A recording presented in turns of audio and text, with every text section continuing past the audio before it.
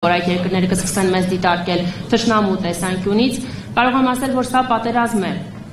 این جنگ رو ما انتخاب نکردیم. Եվ այս պատերազմը մենք չենք ընտրել։ این جنگ به ما تحمیل شده. Մեզ պարտադրվել է այս պատերազմը։ نمی‌شود که از پایگاه‌های امریکا در کشورهای منطقه انواع و اقسام استفاده را امریکایی‌ها برای این تجاوز وحشیانه بکنند و ما نظاره بکنیم و نگاه بکنیم. Հնարավոր չէ, որ տարածաշրջանում գտնվող երկրների տարածքում տեղակայված ռազմաբազաները տարբեր ձևով օգտագործվեն Իրանի դեմ ագրեսիայի շրջանակներում եւ մենք ուղղակի նստենք եւ նայենք։ استفاده از این پایگاه‌ها یا با اجازه اون کشورها هست که اگر هست اقدام خصمانه علیه جمهوری اسلامی ایران.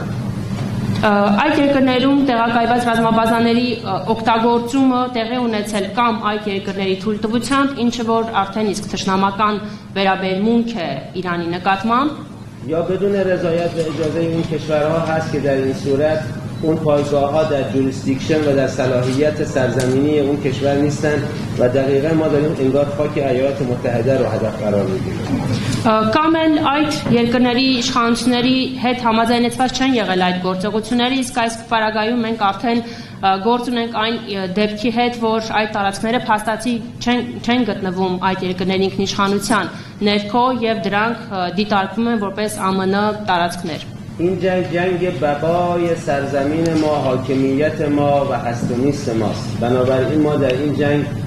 برای هر کسی که هر نوع همراهی رو با متجاوز کرده باشه هیچ خط قرمزی نداره.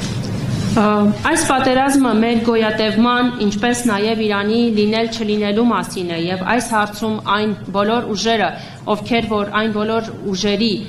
ովքեր որ աջակցում են եւ որևէ կերպ համագործակցում են Իրանի դեմ ագրեսիա